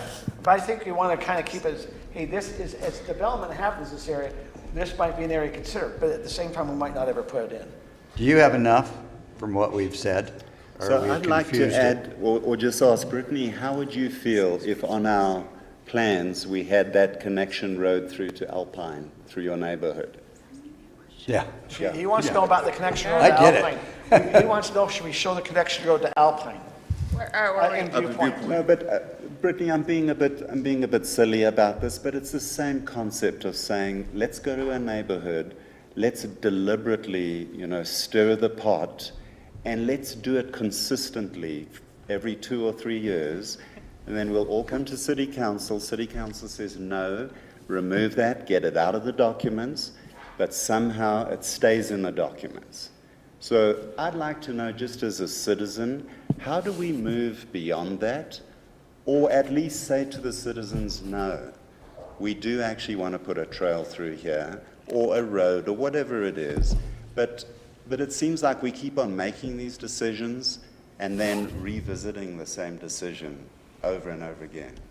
And so you don't need to That's what answer I it, was Brittany. just asking Wes is, what can you do so that people understand why the decision was made the way it was, so that it's not something that we keep coming back to again and again and again? So, What if it was rejected concepts? or I just think there has to be an explanation. Otherwise, I think in 10 years, a group of people are sitting around having the same conversation and saying, why? So I don't know how you do that. Because, okay, let's just be it's because you have residents who are doing it and they change, and it was the council feeling at that time, and the council in the future could feel different. Well, to be honest, Yeah. your viewpoint connection, a totally different council could feel different about how viewpoints connected, and they can change that. Yes. Just like how we change something. And that's what Trent's saying is, are we removing this in a 20 to 25-year plan that could possibly, as this area develops, because this is an area that's not developed in Alpine, and it's lightly developed in Highland, and as it develops, we want to say, hey, we're signaling in the development, if it works for it, we'd like to have that. However, or do we want to say, absolutely, we're now going to be the council that says, we're putting the roadblock. We're going to sell the property, so you can't do that. Does that make, that's the question. Are you strong enough that we're going to sell the property so you can't get through? That is what is the property. There is no city land there. that's what I was going to say is the difference is a council could decide something different in viewpoint because that's city land, whereas here it's private property. So I think it's not the same thing. So let's come back. Sam, what have you heard us? I've heard I've heard hey, why don't two we put opposing why don't we views. put a little yellow dot that maybe in the future would be something to be considered in 30 years, and I've heard remove it. I've heard, what is it you've heard? Just what you said, so. Because if we want to have it on there just as a matter of record or to reflect the thought process, then it could be a category like rejected considerations or rejected trail connections. Right. And you reflect that, and so that it's there, it was considered one point, and it was rejected. But is the general plan a place to keep track of those things, to like keep a record? Or do we want it to be? You can always refer to the previous general plan that's going to have it in it. So I think we have the record. I don't know that keeping it for the record is Have you ever looked at is the plan necessary. before this general plan? Oh, yeah. What I year have. before 2008? What was the general plan before 2008? It's like a word I don't know that. But also on this, you're talking about 30 years out. This general plan hopefully is 10 years. We shouldn't go out 18 like we did this time, 17, whatever it is. It should be every 10 years. And every 10 years it gets looked at. And if somebody wants to change what this plan doesn't have in there as far as the trail, because I think it is confusing to the residents that, oh, they show that trail through there, I guess they're going to buy that land. No, we're not. That's my concern. Because like Sam, I don't think you needed this to be a part of our current general plan in order for you to like bring it up and bring it to our attention and put it as a talking point. Like, Right. Yeah. No, I think the more important things I think we're trying to figure out from a policy standpoint is, where do you want to kind of focus your attentions? Yeah. It's obviously not on this corridor that we were discussing. So where do we want to put the focus? Sam, is there other areas? And we can. I don't have a problem dropping it off. I'm fine dropping it off. I think know. this should reflect a 10-year snapshot, and it's not like it has to be on there for the next time we go through this process. That's right. Like this. So is there other trails that you've put on here with dotted lines that we ought to look at, that we haven't talked about? Because I can't see real well other dotted areas.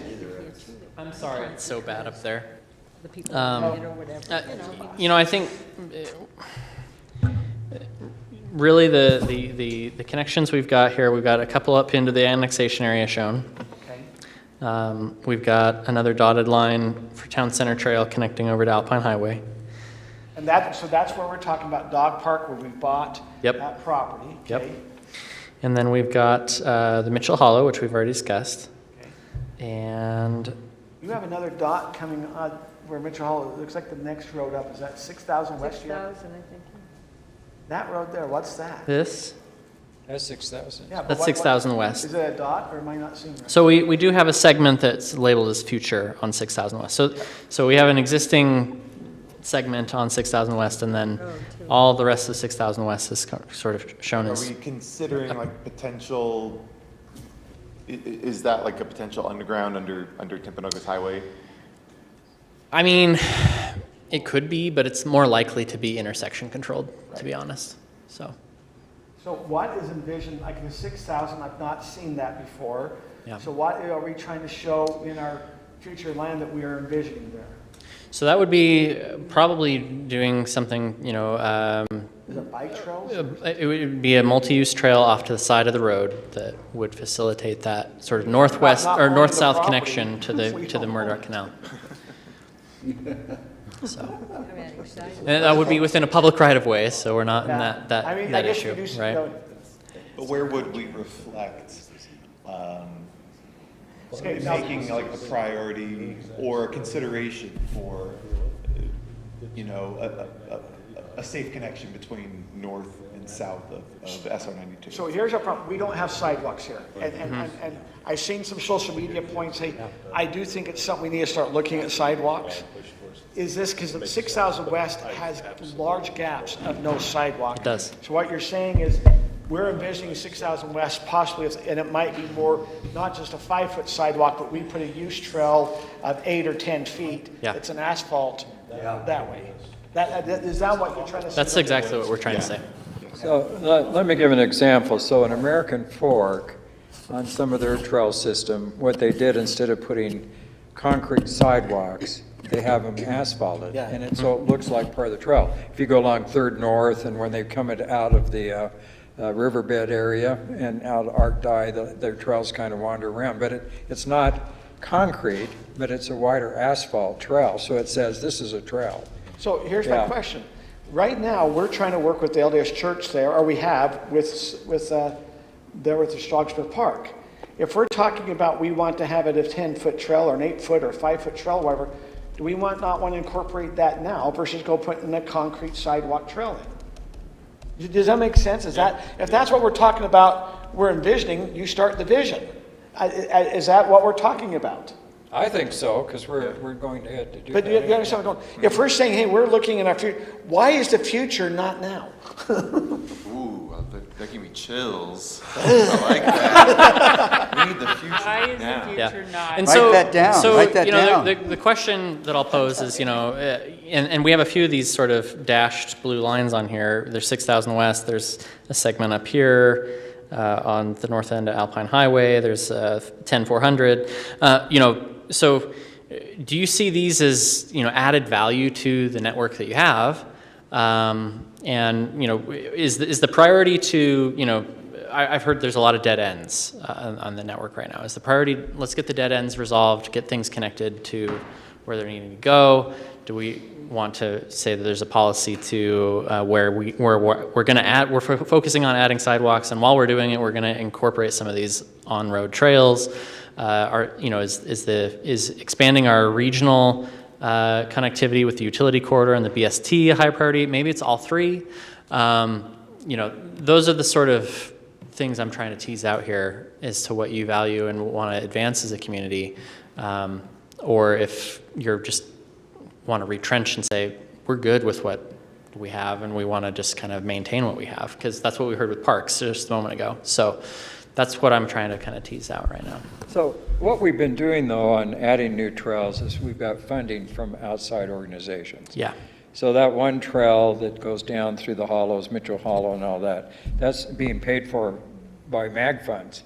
And I think eventually, someday when we expand 6,000 West, because that's a natural trail corridor, because you can hook down into the Murdoch Canal and bring people along there. So we're talking about putting sidewalks or asphalt or something and wide bike lanes as we do that. And I think that should be a priority area. I don't know what other people think, but I would like a trail system along 6,000 West, especially as that develops. And if the Buellers ever annex into the city, I mean, that's kind of a natural area to develop. Yeah. So I think we have to decide which side do we want the trail on, because, you know, Buellers are on the west side, Strasburg Park's on the east side. and we need to start knowing where do we, if we're, Well, if you're showing. that's a trail- that's a detail beyond the general plan. So yeah. I will say that I do it on the same side as Mitchell Hollow and the new family park because You just switch it at SR 92. Question similar to what you're discussing for 6,000 on Alpine Highway. There's an existing parkway detail, but it's a 5-foot sidewalk. I know there's been some discussion of maybe we should convert that out of our standard parkway detail into more of a 10-foot wide multi-use asphalt trail going down into Highland Glen. Is that something we should indicate on the trails plan? Or as we connect over here and then go down, do we want to widen that, leave it as a sidewalk, or widen that into like a full Great trail? question. Well, but on the south side of the Alpine Highway, you've already done that as a connection on the Murdoch Canal Trail, right? Yes. Is that what you're thinking? Yeah, so the question is, so from Do we here, want to go up going further, down, going up by the country club, instead of having sidewalk, do we now want to make that a 10-foot trail to come all the way up here by UCCU, have a cross section by UCCU that then comes back here by our city center park that then connects to our city center trail? Yeah. That's what you're asking about, right? correct, we already had, it's an existing, beautiful parkway We own detail. all The the question is, property. do we want to mark that as, we want to change that into a multi-use path type thing? I think it'd be great. And bringing it up 5600 west and crossing SR 92 So you can get from your house. all the way. No, I don't leave my This here.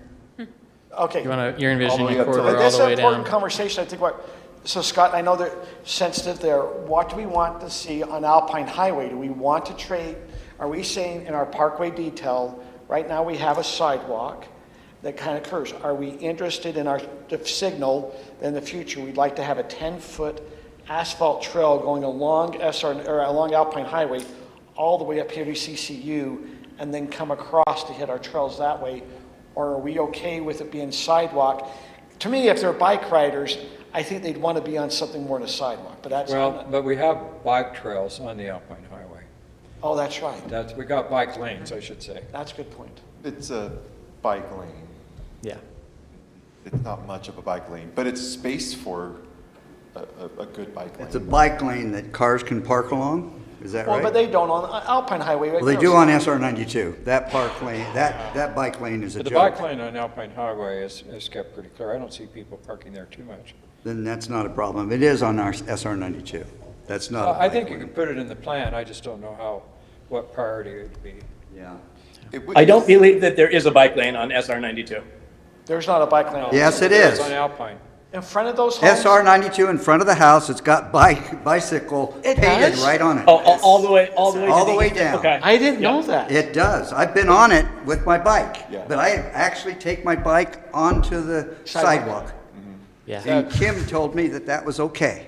It is okay. Yeah, if you're on the bike trail and No, serious, it's dangerous to go down through there. Well, we've had a 10 or couple, 15 we've cars. actually had 2 or 3 people That- killed on that this is one a- too with that. That is a bike lane. I didn't There's know that. bicycle image painted Yeah. along there. And it's the same on Alpine. It's a bike lane. It's Yes. just a very unsafe feeling one. It's very unsafe.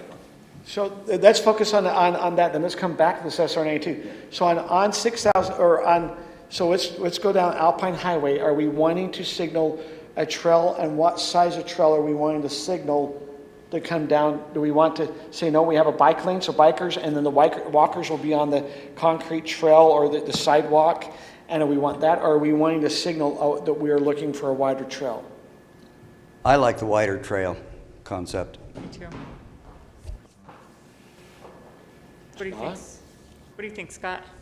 well, I like the wider trail concept. I just seen her thinking, do you want to tear all that sidewalk? Yeah. We're just gonna, I don't. Don't you The remember problem is the when you have future already a is bike now? trail, you're saying, okay, because you can actually. There's a bike lanes there. Yeah. There's a bike lane. You would probably do it when the sidewalk reached its end of life, right? And you're considering Right. replacing segments, you do it a piece at a time. Yeah. But Which Because we've we actually just done it on the replaced south a part large down there section anyway. of Alpine Highway sidewalk, even before the new fence is going to go in, which is going to destroy that sidewalk that we just put in 2 months ago. But do you understand, the reason you signal is so you start, when they're doing that, they don't go put it in, they start putting sections, and so it can, until... And I think that makes sense. Is that everyone else thinking the same on Alpine Highway?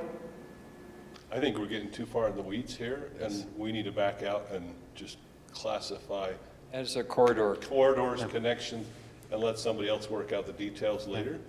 And my perspective is, we've got an infrastructure that has a bunch of dead ends.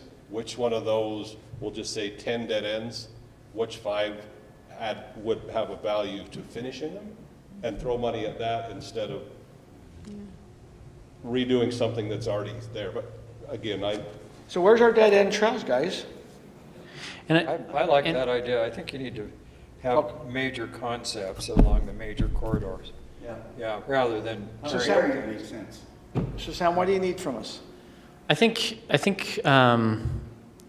what I'm hearing generally from the group is I think there is a consensus that there is a need for additional improvement in the system, right? That there is a need to add some additional corridors. I think through the roadways and through maybe, completing the dotted lines on the map that are here with some of these neighborhood routes. That seems to be what I'm hearing is your top priority, is to try and bridge gaps, right, as sort of the first wave of exploration, rather than trying to lean into establishing a completely new trail corridor for something else, right? Yeah. So I think that's giving me the level of prioritization I'm looking for in this sort of concept. The map will show everything, but we will detail out in the implementation items and recommendations of the text that sort of approach. And I think that gives us what we need to work with. So, do you mind if I say something? I'd love to get people's opinions about this, and this is not something we need to even go into any detail with tonight, but there are potential areas, if you just take that neighborhood north of SR 92, kind of our neighborhood heading over to the east, if there was some, and even, if you go to the right, heading up towards the gravel pit, something perhaps to consider would be using existing streets, but just maybe doing something with signage, just so that people feel like there is a flow, maybe some green paint or I don't know. You're describing what we would call a neighborhood byway. And essentially it's like a neighborhood byway, which is essentially, like you just said, like wayfinding signage and markings in the road that say, hey, this is like a dedicated bike route through the neighborhood, watch out for bikes, but it isn't like a full-on trail facility. Is that kind of what you're getting at? Exactly. So there's nothing new being constructed other than simply signage to help people get the flow. Yeah. And I don't know if there's an interest or appetite here, but I just see that some of the newer neighbors, they don't really know. And so you just sort of blunder along, oh, that's the cul-de-sac, come back out again, turn right here instead of turning left. Just something that would help us as fellow citizens, so that if I wanted to ride bike to Scott's house, that there would be something that just kind of helps me flow between neighborhoods, or little 5-8-year-old kid, if they're lost, they at least know, wait, I need to get closer to that mountain or closer to the park or something like that. I think that's an interesting idea, and we could use the extra paint that they used to paint the grass for that. It's a great, the sidewalks pretty green too. I'll say that's a great layer of additions that you can definitely contemplate adding to the system. And the beauty of it is the ones that start to get a lot more use end up becoming more built-out corridors later. It's sort of like they can evolve. But you don't have to put all that investment into it right away. Sam, we've talked a lot about this existing feature. Do you feel like you understand is there still questions we need to ask on this? I think we've got a pretty good handle on this. At least I'm feeling that right now. We'll be looking at all these documents, and so walking through. So next steps, we're going to be moving into giving you the full draft plan, which will have a text write-up to go with these exhibits that we've shown you and so forth. And so you'll have a chance to review that. They'll have implementation measures and so forth. And so, if there's little detail points that, you know, you have concern about, those are the things that we want to hear, right? But I think generally speaking, I've got the right direction to move forward with this and get us going where we need to, so. I don't know if this belongs here or not, but it's a bit of a potential wrench, I don't know. Golf carts, are those strictly, why would you do that? I like where we're going with this. Is this, are we considering that just that's a roads issue? That's separate from Yeah. trails and. It's residential roads only and a The speed neighborhood limit. byway thing kind of skirts the line, but that's just the roads, that's not for this conversation. I think that that's something to be, determined in your city code.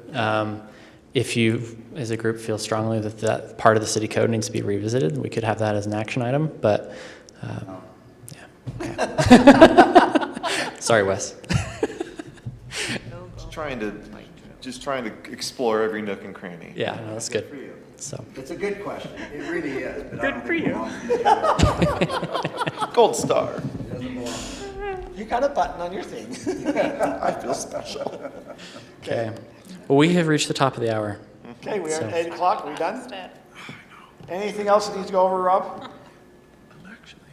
Okay, with that, I think we can, there's nothing else we have here. Let's have a motion. It is actually 8:02. We have a motion. I move that we adjourn. I'll second it. Have a motion by Ron, second by Scott. All in favor? Aye. I see that. Say yes. Yeah, we are now adjourned. Thank you for being here. Thank you.